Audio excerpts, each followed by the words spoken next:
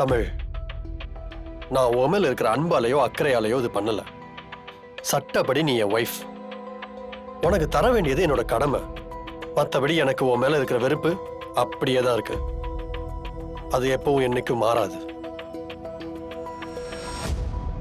என்னைக்கு நீ ஜானு கிட்ட உண்மையை சொல்லி மன்னிப்பு கேட்கிறியோ அது வரைக்கும் என்னால மன்னிக்கவே முடியாது. அப்புறம் எதுக்கு உங்க கார்டை என்கிட்ட கொடுத்தீங்க? அத்தனை பேருக்கு முன்னாடி எனக்காக சப்போர்ட் பண்றீங்க. அது என் கடமை தமிழ். அதான் சொன்னேனே. இத பாரு, உனக்கு நிறைய செலவு இருக்குன்னு எனக்கு புரியுது. ஆனா நீ அதை வெளியில சொல்லவும் மாட்டேங்கிற, யார்ட்டையும் கேட்கவும் மாட்டேங்கிற.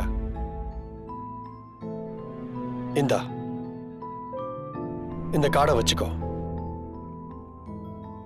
உனக்கு எவ்வளவு பணம் வேணாலும் எடுத்துக்கோ, செலவு பண்ணு. யாருக்காவது கொடுக்க வேண்டியதா இருந்தா கொடு. நான் இதை நீ எதுக்கு எடுக்கிற, எங்க கொண்டு போற, யார்கிட்ட கொடுக்குற அப்படின்னு எந்த கேள்வியும் கேட்க மாட்டேன். இந்தா, நீ பணத்துக்காக யாரையும் டிபெண்ட் பண்ணி இருக்க வேண்டாம். இந்தா. இல்ல சார், எனக்கு இது வேண்டாம்.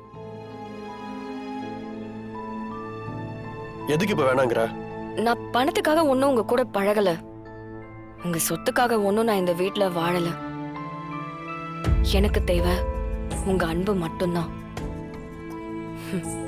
அன்பு இல்லாத இந்த அக்கறைய என்னால ஏத்துக்க முடியாது. என் மேல கொஞ்சம் கூட உங்களுக்கு அன்பே இல்லை. அப்படி இருக்கும்போது வெறும் லீகலா பொண்டாட்டிங்கிற உரிமையை மட்டும் நான் வச்சுக்கிட்டு எப்படி உங்க பணத்தை நான் அனுபவிக்கிறது? அத நீங்களே வச்சுக்கோங்க.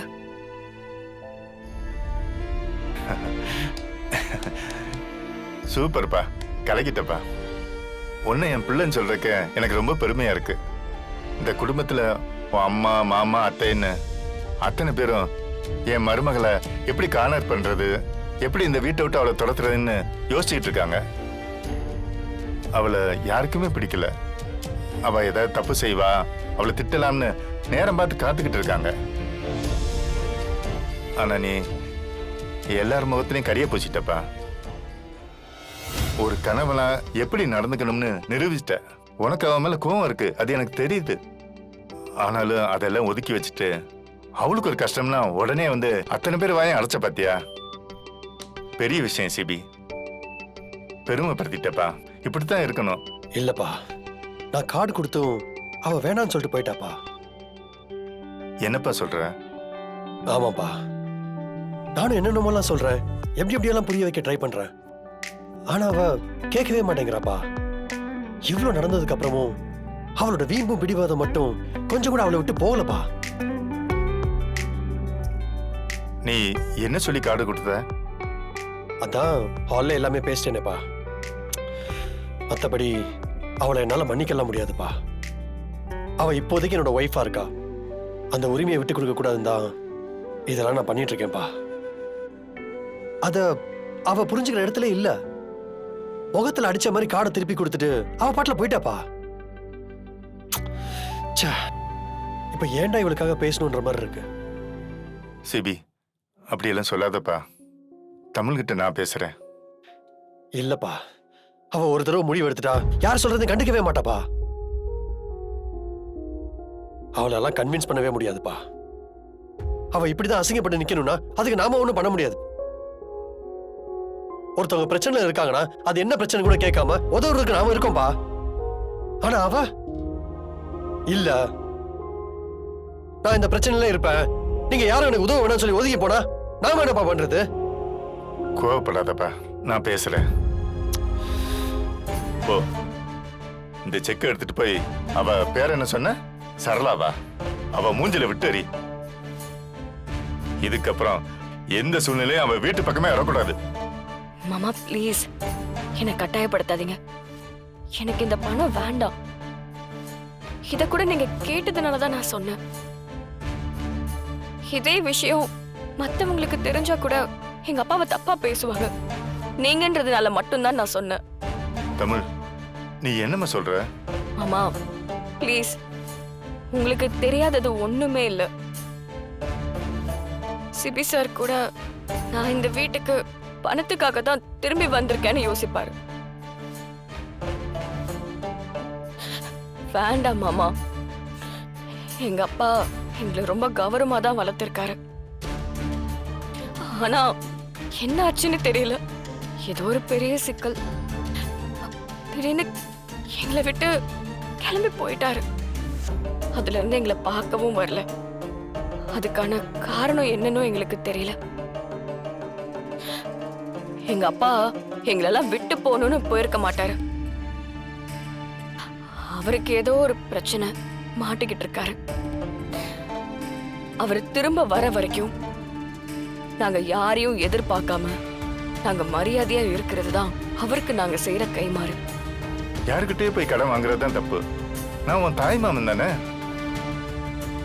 உங்களுக்கெல்லாம் ஒரு கஷ்டம்னா அது சரிப்படுத்துற கடமை எனக்கு இருக்குமா? என்கிட்ட வாங்கிக்க மாட்டீங்களா? இல்ல மாமா, வேண்டாம். தமிழ், என் தங்கச்சியும் என் தங்கச்சி பிள்ளைங்களும் என் கண்ணு முன்னாடியே கஷ்டப்படுறத பார்த்துட்டு நான் எப்படிமா சும்மா இருக்க முடியும்? நீ என்னை ரொம்ப காயப்படுத்துறமா? மாமா, நீங்க எங்க கூட இருக்கிறதே எங்களுக்கு பெரிய பலம்.